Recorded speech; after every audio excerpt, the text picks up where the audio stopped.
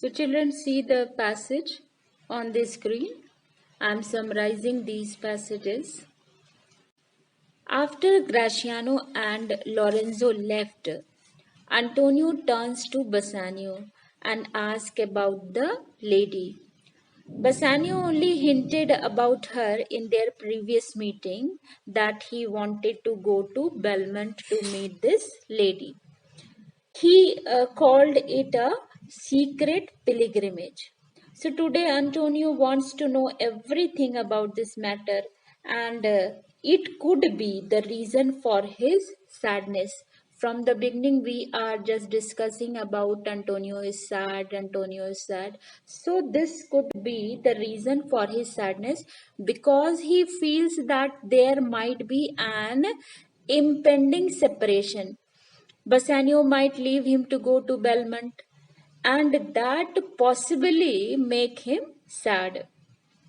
Means not the exact reason, but it can be one of the reason why Antonio is sad. So now Antonio asked Bassanio about this lady. So instead of giving direct answer, Bassanio talks in roundabout manner. Why why he talks about roundabout manner? Because he wants a fresh loan from Antonio. So you see that next passage, that is not unknown to you, Antonio, how much I have disabled my state. So full passage I am not going to take, just I am summarizing this passage. What here he wants to say, that you know well, Antonio, that I have greatly wasted my wealth by maintaining a somewhat higher standard of living than my limited means would allow. So, my main worry now is to be honorably free from the great debts in which I have become involved due to my extravagant living. So these last four lines are important. You see, I owe the most in money and in love, and from your love I have a warranty to unburden all my plots and purposes, how to get clear of all the debts I owe. So what he says, that Antonio, to you I owe the most in money and love. For you have given me both. You have given me both money and love. And as you love me, this love gives me the right or permission to disclose to you all my plans and purposes for getting clear of these debts that I owe. So what he want to say, that means he will what he want, that he has one plan in his mind, and with the success of this plan he can be get rid of all the debts he has taken. He talks about his childhood days when he had lost his arrow and how he recovered by risking his another arrow. So he want to say he has lost the money which he had borrowed from Antonio, but he feels if Antonio gives him fresh loan, then he can recover the lost money. Since he is vigilant, he will be at least able to return this present amount which he is borrowing. So Antonio does not like this way of talking in a roundabout fashion. He tells Bassanio that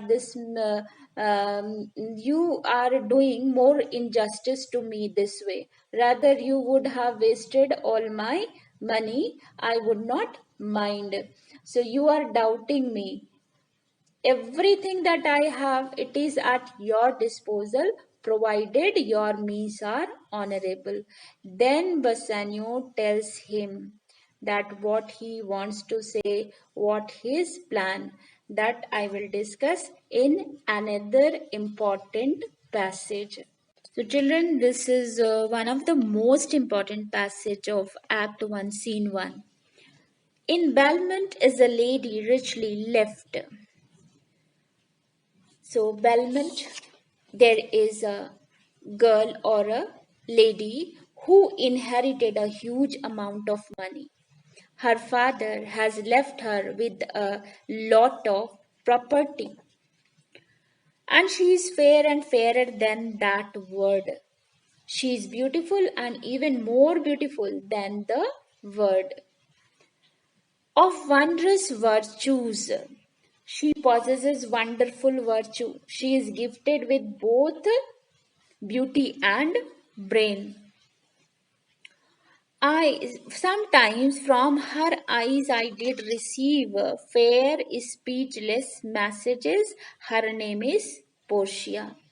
So Bassanio wants to say that when her father was alive, Bassanio had once visited her, and he had sensed that she had some feeling for him.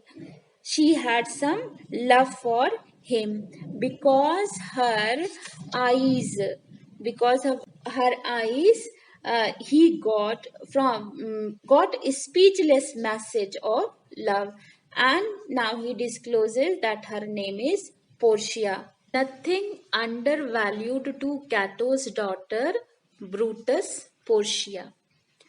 So here what is written? Cato's daughter and Brutus Portia. Another Portia who was very beautiful and was daughter of Cato and wife of Brutus. So you can see more about this in your book. Then what is written? That nor is the wide world ignorant of her worth, for the winds blow in from every coast renowned suitors. So, what he says that the vast world is not unaware of her beauty and virtue. The whole world is aware of her beauty and intellect, and that is why high born and well known suitors come from four corners of the world to woo Portia, to win Portia.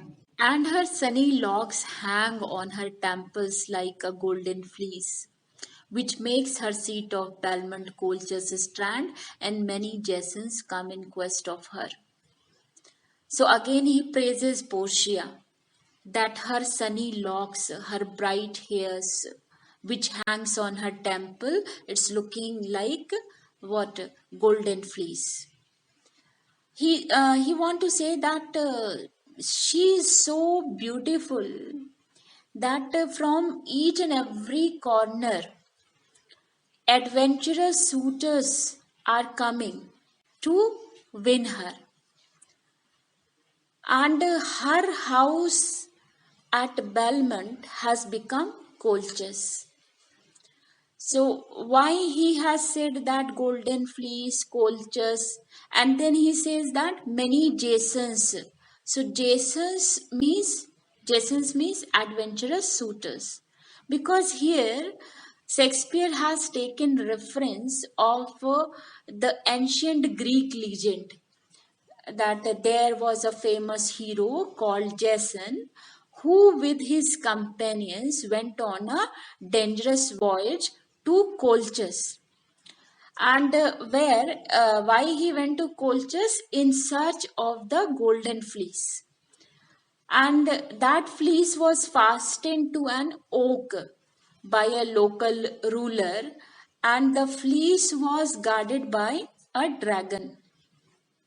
So lot many challenges were there before Jason to get that golden fleece. But Jason was succeeded with the help of his wife. He obtained this golden fleece. So fleece refers to the crop of wool of a sheep. So now you can understand that why this reference has been taken here. So Jasons, there one Jason was there. Here too many Jasons means many suitors from different part of world. So I think this is clear to you. So, O my Antonio, had I but the means to hold a rival place with one of them, I have a mind presages me such thrift that I should questionless be fortunate. Presages means foretells. So what he says that, oh my dear Antonio, if I had the money to hold a place equal to other men ready to marry Portia, my mind foretells such success that I would surely be a lucky winner. This way, he said everything to Antonio, that he wants to go to Belmont and to try his fortune there. See if he can be one of the suitors and be successful in getting her. For this, he needed money. Because going to Belmont, preparation must be needed.